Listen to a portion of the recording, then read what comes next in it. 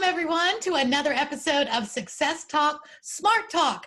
I am so excited about today's episode because today's topics that we're going to tackle are how to keep all of us connected online. Easy, fun ways to even keep grandma and grandpa connected to all of us virtually and online. And how a 9-year-old is making $120 million online. What are we all missing as parents? And is this the new family business? We'll find out in just a minute. And don't tune out because at the very end, each one of us is going to show you our That's Not So Smart pick of the day. Speaking of us, us here today are my wonderful friends.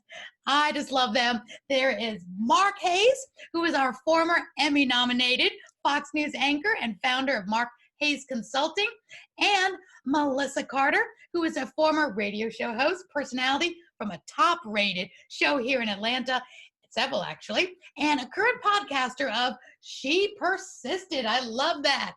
Welcome to the show. Hey, Aurea, don't forget you. We've got to introduce Aurea McGarry, the award-winning, Emmy-winning television host and producer. And by the way, folks, it's like her American Express card. Her Emmy, she never travels without it. There it is, strategically placed over the right shoulder. Yeah, this is an ongoing thing, Aurea, because, if you miss our last, show, you'll see progressively as we do this, more lighting around that Emmy. It's got more lights, doesn't it? Yes, it's got more lights today. Yes, I see it. It's in the limelight today. So I can see how that Emmy's slowly going to get closer and closer to the camera. It glows. He said it's going to be our co-host. I'll leave. The Emmy will just be here, and y'all just go on. But, my husband said he could never remember how to pronounce my name when we first dated, and it's Aurea, and he would say, like a ray of sunshine. Then as people got to know me, and I went through my cancer battle, it was a ray of hope. So now we can just do a ray of light. The light. Yeah. I love it. Right. I love it. Yeah, move over Madonna. The ray of light now belongs to Aurea and her Emmy. Yes. It gives you all hope. Your dreams can come true. I always like to and shine the spotlight back on y'all. You can get rid of your last name now. You can just be Aurea. That's right. We'll just say Aurea.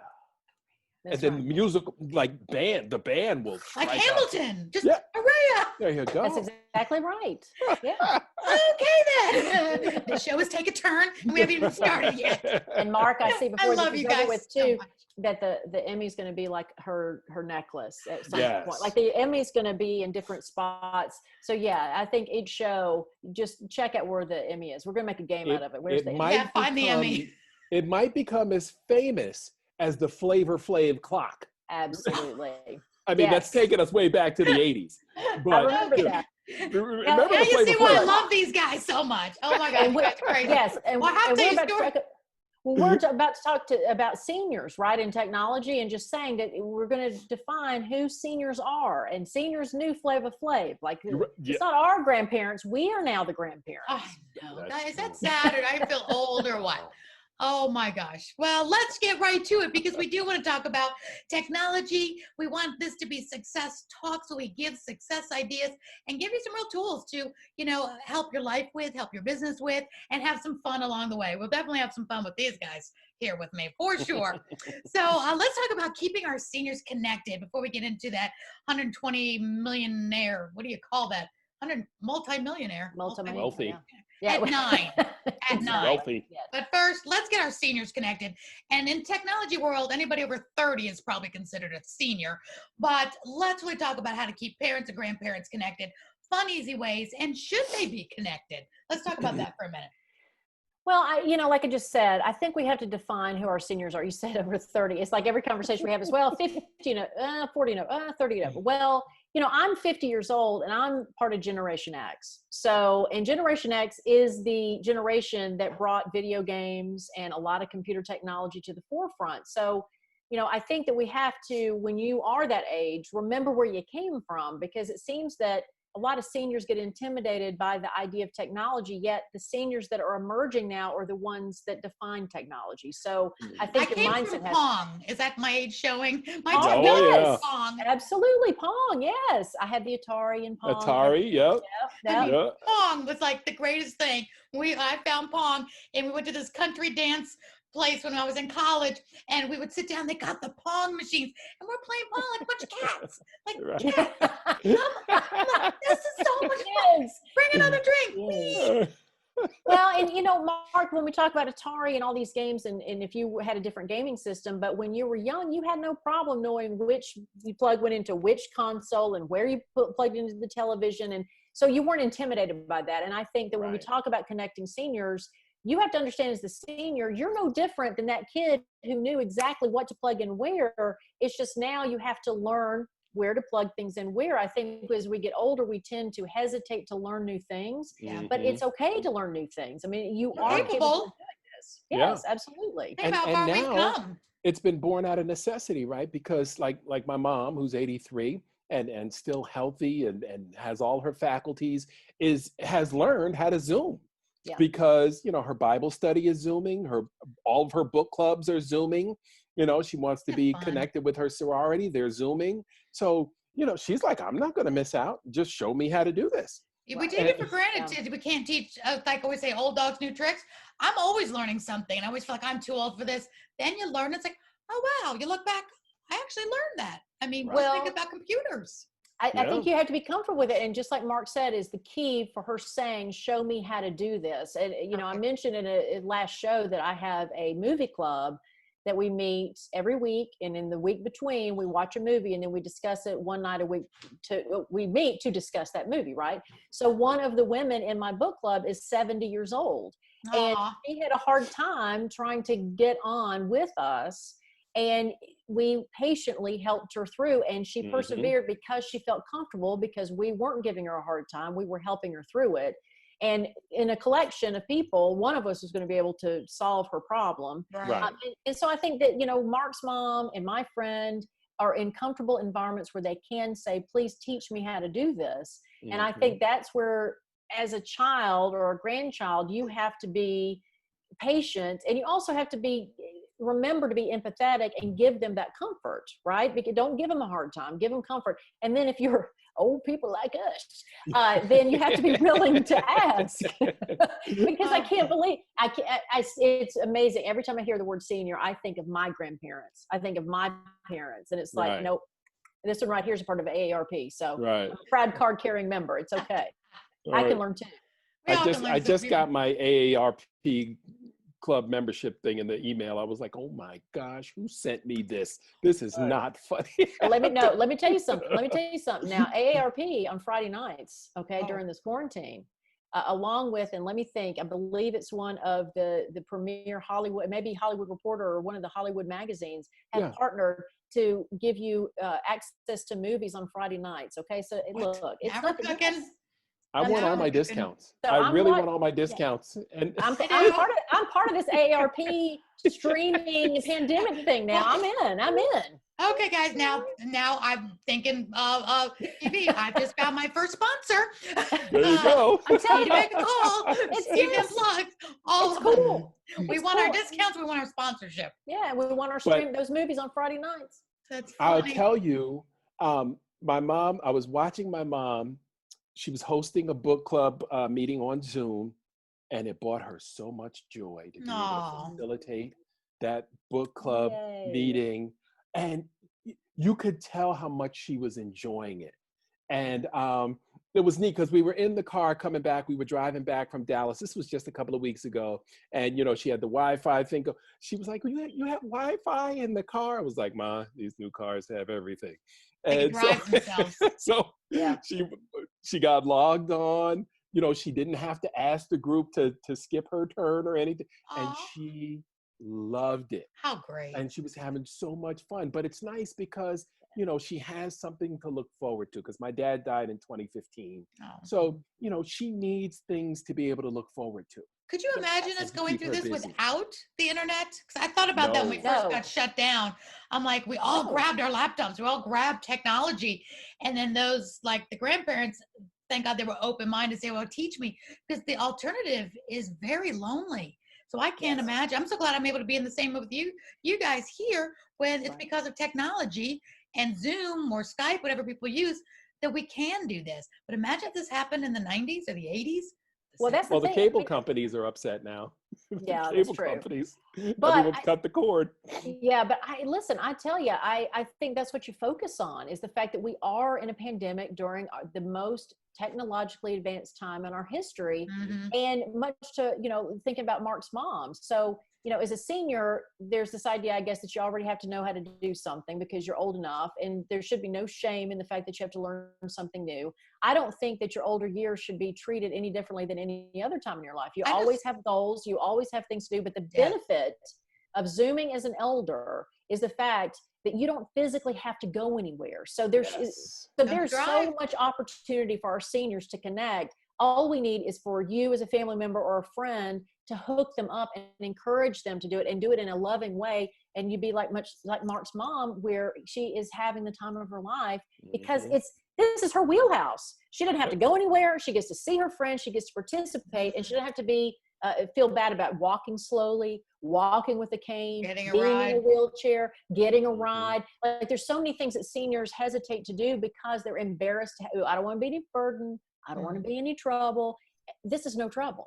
And Melissa, you made a great point, as us trying to teach them to not belittling and saying, no worry, take your time learning, because they probably, the younger generation, which we were all there once. Well, I'm always in a rush now. I'm from New York City, so I'm always going fast. So it's innately in me to, get things done, move quickly.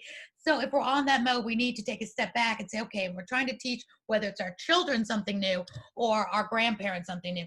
Take that page, say, learn this, take your time. And it's not like, oh, I can't believe you don't know this. It's like, no, we didn't know anything until we learned it the first time. So, I think you have to be patient. My mother, Millie Pete, who just passed a few months ago, but she was a very wise woman, and she was my hero. And she would always say, from her perspective, it was fascinating to her to get older, because she said, I can definitely tell people don't like me or are prejudiced against me simply by my age, having nothing to do with me or not knowing me. Right. And so it's a real thing that people look at older people with disdain. And so I think that if there's a friendly face to help them through this, it improves their life. Do you all have any? We're not going to be old. Like, we're all going to be old. We're getting there. Absolutely. Yeah, but when you're young, you don't even think about that. Exactly. We just don't. We just think we live for. You don't even just think, oh, that's there. We're here. I used to think when I was 18 that 30 was old. My mom brought home my now stepdad, and I was 18 and he was 30. She was 45. She was an original cougar. Thank you very much. Okay. And they had the most 15 wonderful years. She died in his arms. He's still my stepdad to this day. So grateful for him.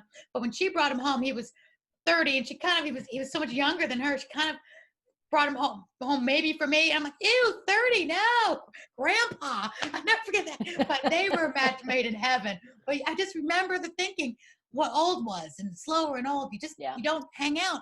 And now I think virtually, in this pandemic, we brought us all kind of together, because families are now home together more. Maybe you're bringing grandma in to live with you, or not even grandma. It could be somebody 60. I mean, I'm almost 60, and my family's just kind of, surrounded me, and we're home more. And I'm a senior to a 30-year-old. Yeah, Aurea ARP. Yeah, they got our number. I can't believe that you haven't joined yet, but anyway. I have joined. I've been a member good. I just want to mention it. Probably been a member longer than both y'all put together. Just kidding. I love it. I embrace it. Well, that's the other thing too, is I embrace it because my parents never complained about their age. I do think that has a huge impact on your child, on how you treat your own age. And so I'm fascinated by being 50. I'm fascinated by being an AARP. But I'm also fascinated by the fact that elders are baby boomers and Gen Xers. This greatest generation is just about gone. Generation. You really have to remember that it's the hippies that are elders now. So it's life changers. Yeah. So it's okay. They'll be able to learn this new technology easily. Absolutely. And hopefully the younger generation sing some of our greats now that we're losing this year, which we should have a show. I think we will later on this year. We'll do a memoriam. How do you say that word?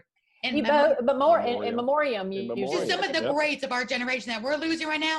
Let a few more months go by, and let's do that towards the end of this year, because some of our greatest baby boomers now are legends because they passed away, and the next generation is now getting to know them, which is interesting. So that's they call it in memoriam on the Emmys. Yes, which do. I can never pronounce it though. Part of this show, just letting giving a nod to your Emmy back there. Of course, I don't want her to feel left out. Sorry. But you know what though, getting back to technology and the more seasoned individuals. That's the word, more seasoned individuals. Nice. Nice the technology, like Zoom, for instance, it's pretty easy once you get past the intimidation factor. And it's a point and click, and once you get to the point that you can start your video. Yeah, that seems to be the key. Once you get to the fact that you can get your picture on the screen, it's easy from there. And never mind all the microphones. But remember what it was like getting our parents to use a cell phone, and you had to send them the easy one, which just you can call 911 and call me and call. That was a big deal. I remember we lost Brian's mom just like 3 years ago, and to get her to have a cell phone was like you were handing her a Martian. Didn't want anything to do with that. She still had the old-fashioned phones like what I have here, attached to the wall, not even a cordless. But they did learn it eventually. It's not too good, but at least they had it for emergencies, to have that on you so we knew where they were. Well, and my mother, toward the end of her life, when she couldn't see very well and she couldn't manipulate very well, Google. We got her a Google Home, and all she had to do was verbally tell Google, call Melissa, and mom called me. So we are in the most technology advanced and it really society we've ever been in. And so it is, there's no reason, no excuse that the senior in your life or seniors in your life have to be lonely. Yep. Exactly. This really brings us all together. Now, speaking of home, all right, a little bit of rapid fire now. We're talking about, because we're going to go on to the kids part of this and how parents, the younger parents have their toddlers and their younger kids and high school kids and what technology can mean to them and their new careers. Because this is also, it's gotten rid of some companies and careers, but others are rising up and they're creating different types of businesses. So it's not going to be all about raising your kids to go to college and get a job. It might be a whole different world and they could do even better. We'll talk about that in a moment. But on this technology issue, do y'all have like a Google Home? Any links or good tips on some things that make technology easier for all of us to connect? I love Skype, Zoom, and Google Home. Great. Is there any others we're not thinking of? FaceTime. FaceTime. Yeah. Yes. I love FaceTime. Teams, a lot of companies use Microsoft Teams. That's another Zoom-like application that you can use. And I think in my home, I have a combination of Google Home and Alexa. I have both in my home connected to all my televisions. So I can leave one room, be watching something, and I can go into another room and it continue on there. So we just live in a Jetson world, don't we? It just blows my mind now. I need the conveyor belt through the shower, but other than that, yes, pretty much. I love it. Well, embrace technology. It is good. And as parents, let's go on to now what this could mean for our elementary school kids, our middle school, and our high school. When we talk about screen time and being on technology, is this a bad thing? The way our parents used to say, stop watching TV. It's mind numbing. You're just wasting your brain cells by staring at a TV. Is this the same thing or is this different? Oh, this is very different, I think. Mark, go ahead. I just think that your ability to be able to navigate the digital space these days, number one, it's an absolute necessity for you to be able to function in the business world. But number two, it creates so many opportunities for you because you can create your own network. So your creativity becomes your only boundary if you're willing to go the entrepreneurial route and be a creator. And creating in the digital space right now is probably one of the fastest growing areas of entrepreneurship. And being technologically savvy is where it all begins. And it starts at home with when they're toddlers absolutely, now. And starts at home. These kids can work these complex and complicated software apps with ease, and so that makes everything else that they do and take on a lot easier too. Because if they can work, Final Cut Pro editing software We'll hire them. Yeah, the new math shouldn't be a problem for them. Right. No, it's the truth. So my son is 5 years old. He's been manipulating an iPad since he was 6 months old. Now, my background, I'm a geek and I'm a techie, and my brother's a computer programmer. So he and I have always loved technology since we were young. So I wasn't the parent who said, thou shalt not be with an iPad. I do also believe, though, coming from a family that did entertainment and technology together, that he never had the iPad just by himself, that I was watching what he was doing, and I was participating in the things he was doing. So I think as a parent, you have to have patience, and you also have to be open-minded to learn new programs, new things. My son is 5 years old now. I, as a radio person, Adobe Audition is editing software for audio, and he has watched me do that. And so the other day I did an interview with him for my podcast, and I thought, well, this will be cute. And he instructed me on how to do something, like he wanted to manipulate Audition while we were recording. And of course, as the first appearance, like, no, don't touch. And I thought, well, what am I doing? Like, of course you can touch it. Of course. And he was able to do something professionally on there because he was paying attention. So I think that this is not a popular opinion, but I'm not a parent who enjoys this screen time conversation, because I think that you are doing a disservice to your children if you do not pay attention to what they're into, and you're not participating in it with. My son does not watch television. He watches YouTube exclusively, and he watches people on YouTube exclusively. Smart. And I've been watching it with him, and I got curious and looked up the net worth of some of the people he's watching. And one of them in particular is Unspeakable, is what he goes by. That's his stage name. He does stunts, and it's him and a bunch of his buddies. These are 20-somethings that just do these things in the house, build Lego towers and knock them over, and smash watermelons and do silly things. All those fun things. Yes. Parents would say, stop wasting your time. Exactly. Unspeakable makes $16 million doing this. And then Ryan, and all the parents who have toddlers know Ryan. So Ryan started out with his mother, who was a science teacher, just opening toys and giving reviews at 4 years old. He is now 9 years old, and this kid is worth $120 million. And I'm saying that for two reasons. One, because it's attracting an audience. There is an audience. My son loves Ryan, and he loves Unspeakable, and he loves these guys. As a parent, you have to monitor that it's the appropriate age, that these guys, Unspeakable knows that he's speaking to a 5-year-old as well as a 12-year-old.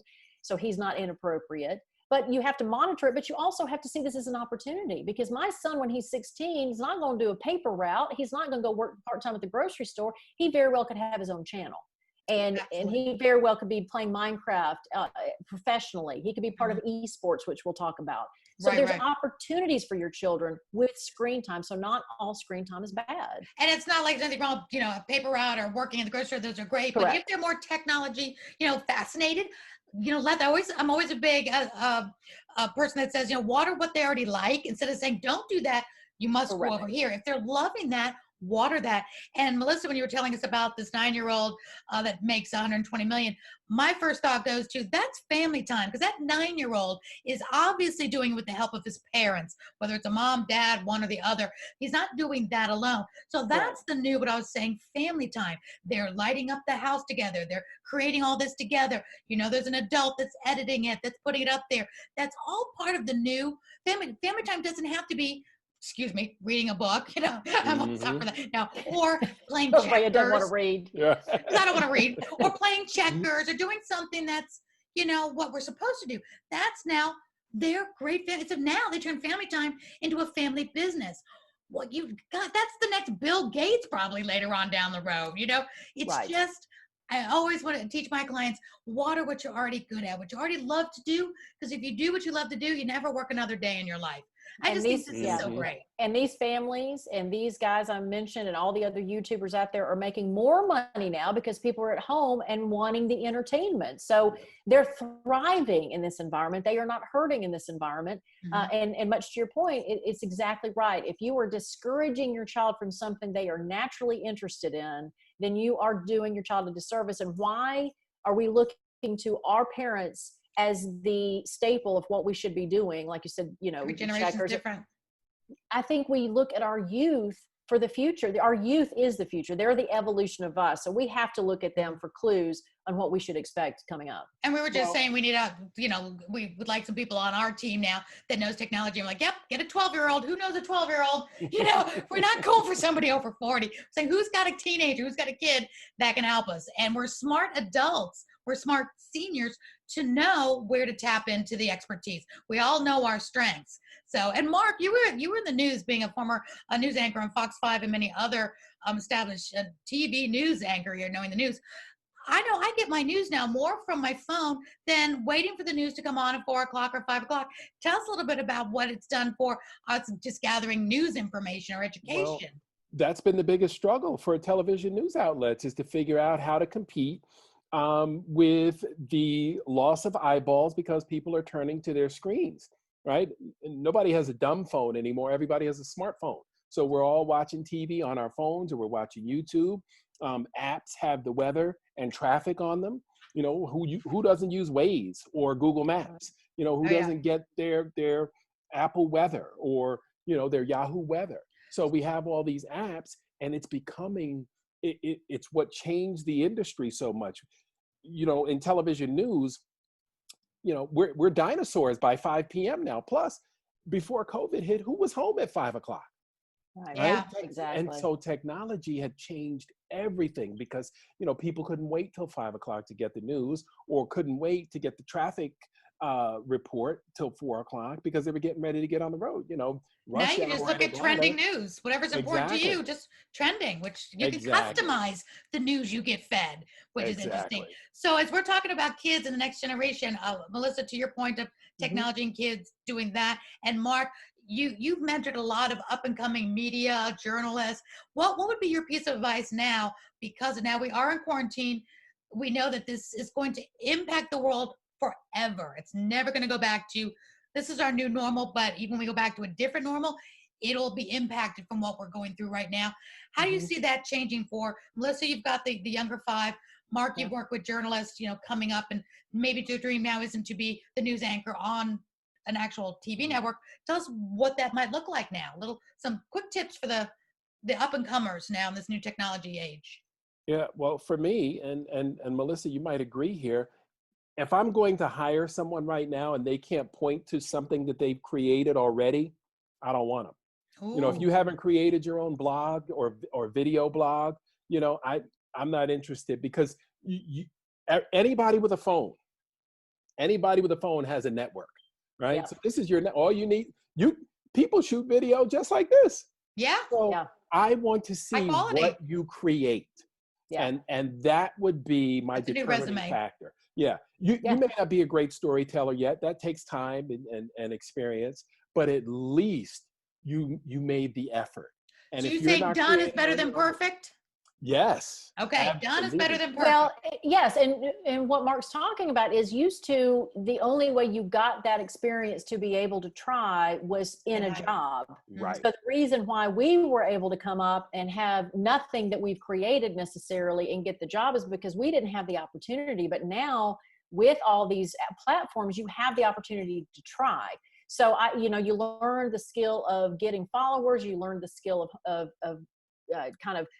shaving down your topics and making sure that you have a brand. And, there's all kinds of things that you can do at a younger age because of this technology. And you do it and I think you still mentor young people, but I think you do it in a responsible way, because you also, just like Mark and I did, have to learn about being exposed. Mm-hmm. And I think for a lot of parents, they just don't want their kids exposed. I don't want them to be exposed. Well, it's like, well, depending on what their career is, if they want to be in media, that's part of the career, is learning how to be exposed and still have your privacy and still be legitimate and still, and still et cetera, et cetera, et cetera. And you can learn that at a younger age. So I agree with Mark that if you want to be in media, try it now. Right. You have the opportunity to do it. Right. And my mom was always great. She always encouraged me to be exposed. She's way beyond her years. Oh, it's a family show. It's a family show. Hey, that's a whole different channel. I did a mystery dinner theater, and it was a family show, but one of the crime mystery ones, I did several characters, was I played the stripper, but I was, my girls always kid me about it because I was not a stripper. I was in the bustier, and the minute I did my little act and my dress comes down and I'm fully, more so than even a bathing suit, this whole thing, and then right when my dress comes down, the gun fires, and it's, and there's a murder off stage. So my girls love to kid me. My mama was a stripper. Like, I wasn't a stripper. I was in show business. Dinner theater, the family show. Must I explain this? But no, now that brings up a good point, though. I think that if you are a parent, it goes back to being parents, be involved. Be involved. Don't let your kid go up to their room and be by themselves. Like if they're up there playing video games with their buddies and everything, there's still ways for you to monitor the technology that they're using. There's ways that I still, on the iPad, I know what my son is doing and I know how to limit what he's doing. So I think you have to be engaged and you have to learn these things. And much to Araya's point, that if there is an incident as a parent, if you're worried about your daughter and the way she portrays herself, if you're the mother of a son and you're worried about how he portrays himself, that's something that you have to work out, and better to do it now than when they're in their 20s and 30s and trying to figure out how to make a quick buck online, when it's better to be a legitimate source rather than trying to do something that they may regret later. And there's parent controls too. We need to put some links in for parent controls for the phone and for the computers. We used to know a lot about those when we first started out. I've gotten a little bit more lax as my daughters are older, but there's some really good, even new, I know Disney has some, and there's just some different parent controls. So be smart, knowing how to look at history and how to monitor, because now when you send your kids to their room, they're not alone. Well, and also, but Mark, I know you're going to say something, but real quickly, YouTube has YouTube Kids. So don't download YouTube on the iPad or the phone. Download YouTube Kids, and you can put restrictions on there. And so I know that my son is not going to see anything he shouldn't see because it's on that app. Great tip. Right. Yeah, and I was going to say the iPad is not a babysitter, right? So you shouldn't be using the iPad to distract your child or keep them busy, right? Because it's all about context. If they see something that's inappropriate, you need to be able to provide that context. That's why, Melissa, when you say be involved, I mean, there is no substitute for your active involvement and engagement in your child's upbringing, and especially on the internet, because they could go anywhere. Right. And you want to be there to make sure that their experiences are monitored and that they're not seeing anything that they don't understand and can't comprehend and can't, figure out. If they're left to their own to figure out its meaning, that's when we start getting into trouble. And they might be afraid to ask too if they don't. If they see something they don't understand. No, they don't want to get in trouble. They don't want to get in trouble. Somewhere they weren't supposed to be. That's where my son is. He was in trouble. That YouTube Kid, I remember I heard about that years ago, but I forgot about it. But really smart. That's the whole point, is so that adult material is not on there. And one last thing, about seniors. We've talked about seniors and technology. Well, again, you can't think that the internet is a bad thing. You can't think that the iPad is a bad thing. Again, we hear so much about bad guy. Yes, there's bad people out there, but the majority of people are good, and the majority of content is great.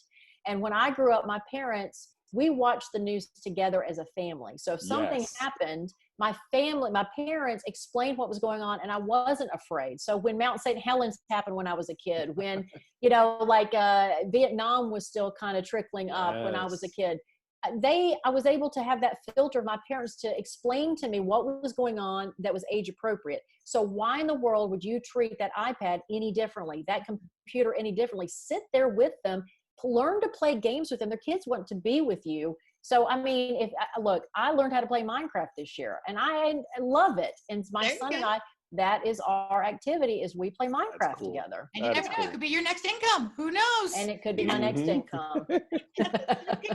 Everything we're talking about really goes into, I found this article on healthychildren.org. And sometimes watching TV, don't watch too much TV, it's bad. Don't have too much screen time, it's bad. Everything's always bad, bad, bad. But I wanted to look up what's the pros of it, just like what we're talking about. Everything in moderation, everything to good. And your screen time, Melissa, for having Mr. Carter, we'll call him that, could be more because of the educational, because of what he's learning, and he might end up being more techie. He could be, like I said, the next Bill Gates. Somebody else's kid might just be on it and it be mind numbing, and they don't need to be just scrolling through TikTok for hours on end. It's really just nothing good coming. It's don't judge too badly, because I may be guilty of that. Yeah, I know, we all. The pandemic is excused. After that, we need to do all the TikTok. 3 of us, when we can see each other again, we'll do a TikTok. But here's, it said, just to bring our points home, some kid tips for parents in the digital age, some positive things that happen is for technologies. Make your own family media use plan. So have a plan, like your times you can use it, what you're using it for. Treat media as you would any other environment in your child's life. Again, you don't just let him go to the grocery store by himself if he's 10, Set limits and encourage playtime. So you can have encouraged time, and then just have fun, play Minecraft, play what you want. So it's not all work and it's not all play. Well, and also just to let you know, some of the things that you would see in those shows or on those games, you can create into a physical game for the kid when they're off the computer. So my son loves Pac-Man. He'll play Pac-Man, believe it or not. We named our new kitten Pac-Man, because I'm telling you. No so way. my son, I swear. So my son loves Pac-Man, and then he'll get off the iPad and say, "Mom, can we play iPad or play Pac-Man around the kitchen?" So I'm literally going around the kitchen. But we play tag. Yeah, but kids like activity. They like to be physical. Yes. So don't assume either that they are on the iPad and that they're never going to want to be outside. That's just not the case. That's not how my son works. Yeah. Let him out. But Malika, you reminded me, when I was looking up stuff for this show, I was looking up funny things, smart, not so smart things. Did you all see? If you haven't seen it, you have to look this up. During quarantine, some pastimes people have done, and it's called eating cars. And it's literally this guy that has a view of the interstate, and he puts a sock on his hand with an eye. And you just see the car, as the cars pass, it's chomp, chomp, chomp. And it looks like he's eating the cars. See, I love silly stuff like that. Hilarious. Eating cars. Look it up. It's funny as that. On that note, not so smart. Yeah, that's right. But that's not smart. That's like, okay, sometimes you just have to do something just because. I love the humor. I love when you're just all emotioned out and you want to do something silly. I am all for it. Me too. All right, on this silly note, let's do our not so smart. Mark, why don't you start us off this time? What is your not so smart pick of the day before we sign off? We could say there are a couple of folks here that are not so smart. Okay. So a mom and a 5-year-old had a little disagreement. Of course, the 5-year-old wanted something. He wanted a Lamborghini. Who doesn't? Yeah, who doesn't? Exactly. I know I want one. And I'm going to ask my mother if she'll buy me one. The fact that he could say Lamborghini at 5 years old is very How cool impressive. is that? That's awesome. Teach Mr. Carter that, Melissa. Yes, Okay, indeed. Lamborghini. Like I So told my he daughter, wants American The Express. Lamborghini. Oh, you can always charge it. Yeah, That's he right. wants a Lamborghini. Mom says no. Well, he gets so upset. The nerve. He storms out of the house, jumps in mom's car and takes off. Next thing you know, he's out on Highway 15 with the police in hot pursuit. He made it to the He made highway. it to reached the the interstate. Wow. Yes, he made it to the interstate. That's a tall 5-year-old. Yeah, exactly. The cops pulled him over as soon as they put the lights on. As soon as they flashed him, he pulled right over. So he understands the rules of the road. Just not a very good driver. Wow. But that's not so smart. Well, I'll tell you, turn your eyes, Melissa, turn your eyes away from your toddler for 1 second, and they're gone. And Yeah. anything can Takes happen. a second. Especially if they're Anything can happen. mad. Yeah. All right, that's a not so smart. Let's just say for the mom to take her eyes off him for a split Yes. second. Mm. That I think it's the poor kid mom. And They- not buying the Lamborghini. She could have Not just buying handled the whole thing. Lamborghini. She bought Selfish. the Lamborghini. I think the kid was smart. I want a Lamborghini. I mean, there's a go-getter right there. There's our next entrepreneur success. Yeah. Well, he was Yeah. going to get the Lamborghini. I love That's it. where he was going. That was dangerous. Probably not a smart thing to do, but in the child's eyes, it was real smart. Mom Right. said no. Find another way. Yeah, she The car needs can that man is a man who knows what he wants, and he's going to figure out ways to And get he's it. gonna I figure agree. out I'm how going to to work for get him it. someday. That's right. He's going to be the boss someday. I always teach people over, under, around, or through. Well, that little 5-year-old already gets that. Yeah, Mhm. absolutely. Make away. Oh, well, I'll be hoping that he does get a Lamborghini in his future. Woo! Glad he's okay. Melissa, you've got one. Go for it. All right, this is not about a 5-year-old. It's a little more mature, but it is about a brewery in Canada that thought that they were doing such a great job by having a new type of beer that was going to honor the Maori people. Now, you know that the Maori are the ones that do the dance. They're from New Zealand. You've probably seen, especially their rugby team does the before. So they named the beer Huru Huru in honor of them. It's the Huru Huru New Zealand Hopped Pale Ale. Okay, and it's all well and good. And they were promoting it, and everything's great. So it's beer, right? Nice. That's good. Well, one of the Maori on Facebook, a man who is Maori, saw an ad for Huru Huru, and I apologize to all of our Maori viewers because that does not mean feather. Like it was supposed to be an honorary term for feather, and it means pubic hair. Ruh-roh. So they've had to apologize and rename their beer because that's not, I guess, a stranger's beer. You're not going to drink that and feel good about it. So I'm not going to. That's a marketing fail 101 right there. Like, who's in charge of marketing? Absolutely. I'll take a cold Corona instead. Exactly. That's right. And you won't get the virus from it. So yes. Did you get the virus from Corona beer? That was another one of those things. All the Corona. But you wonder what you're going to get from this. You wonder what you're going to get from this beer. It came to me, Aurea. These stories somehow find their way to me. They all find their way to Melissa. I love it. Okay, now you know what you're going to get with Melissa and Mark. Okay, well, kind of a team one here, but definitely not smart. This one just has not smart written all over it. This is from the grocery store that, we're all limited on how many things we can get that has to do with Lysols and cleaning. And this happened to be for bread back in the beginning. And it says limit 3 bread items per customer, 4 for $5. Great! We got 3. We got 5 on sale. Manager, we have gotten so many mixed messages through this entire pandemic that just adds to it. I would see that and I would stand and study it for a second. Like it wouldn't be so clear to me because I've questioned my own judgment here the past few months. I get so the longer you're at home, it's like you get a little soft on the brain, and so I would I'd be staring at it and trying to figure that out. If I needed 4 and I was having a big family or something, I'd get 4 and say, but your sale is 4 for $5. Yeah. I only have 3. And then that poor cashier, it's like, do you honor it? Do you not? Do you argue with the customer? Customer's always right. I mean, those poor people are just. Again, our hats off to all the grocery store workers. We should definitely. They have been on the front line since day one. Absolutely. The young and the old are there. You've got your teenagers, you've got your elderly, and everybody in between that have kept us stocked. So thank you for everyone working in any of the grocery stores and the Walgreens, just places of business that have never shut down for a moment. Thank you to all of you. But I think it's fun. We'll leave on that fun note. You guys have been so much fun. As always, hope we've given you all some tools and tips and just some fun laughter in this crazy world right now of quarantine. We all need a quarantini right about now, right? And let's just give also one more moment to your Emmy. Oh, there it is. And let's take look at that. I love it. Hey, Emmy nominated Mark and very award-winning Melissa Carter. We're all doing the best in everything you do. Well, we don't have Emmys, Aurea. We don't have Emmys, Aurea. You're very sweet to be, but I mean, we're your Emmy. It was totally a miracle. We'll bow down. That's right, exactly. Again, 48 years old, well, my little girl dream. And the fun thing about this Emmy, when I shouldn't be able to talk, but my co-stars, I always wanted to be on the Johnny Carson couch back when I was little. My mom used to let me watch Johnny Carson late at night. That was my big thrill. My mom really poured into me.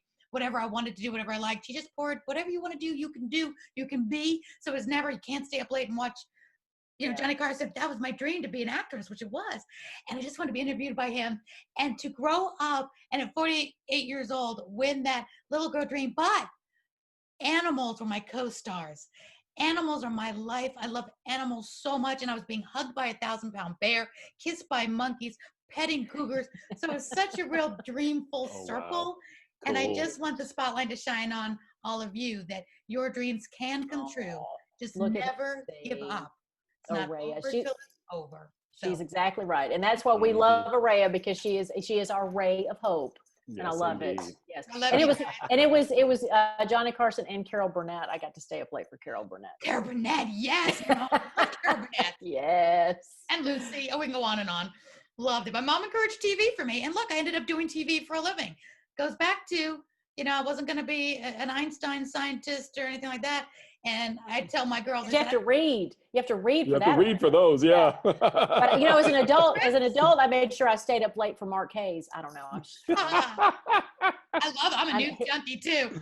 All right, well, we'll end on this, but I have to tell you, when I first met Mark, we're members of the Southeast Emmy Awards here, and we were having a holiday party. And we were all around the bar. We're about to do our door prizes. In walks this tall, dark, and handsome man. And I look over to him, and my daughter was there, and I go, we know him, because we recognized him from the news. And he just walked in, just so statuesque, and just loved him, biggest smile. And he said, hi, how are you? We became fast friends. Such a nice person, obviously, and just loved him. It was because of the Emmys, because of TV, that I have some of my best friends. And Melissa, with radio, I listened to you on the radio forever. And then when you meet people in person, you put a face with a voice. That was a big deal when you were on stage together, Melissa. When you were and that's the thing with everybody who's watching this. And again, thank you for watching us. And we have more of these to come. But there's definitely people who are watching this. And I was thinking with Mark, like, oh my God, I grew up with him. Oh my God, I love him. Oh, I love to hear him talk. Oh, and that's what the beauty of being in media. So when we talked earlier about being exposed, and if your child is wanting to do this, there are some fantastic things and great influence you can have on people. I have plenty of stories of some of this really heart wrenching at times and heart touching moments I've had with listeners that I would have never had that opportunity had I not been on the radio. So just encourage your kid on whatever they want. Whatever it is they want to do. We'll do a show on so I can speak. Blah, blah, blah. You too can do TV. We'll do a show on different careers that are coming out from the pandemic, and some really good, lucrative careers that you could be encouraging your kid, instead of saying, oh, you need a real job. Let's talk about what real jobs really are coming up in the new. That's a terrible thing to tell your child, because whatever's making money today is not going to make money in 20 years when your child is an adult. So I think I just be careful to say that, because I don't think that's fair. I still don't have a real job, never have one. It's been a while since I had a real job. A lot of people don't have jobs now, so. All right, well, we wanted to sign off now and say wait till next time. We've got more of this to come. Mark and Melissa, thank you for being here. Success Talk, Smart Talk. We hope you got some smartness out of this one, and we'll see you next time. Have a great one. Say goodbye.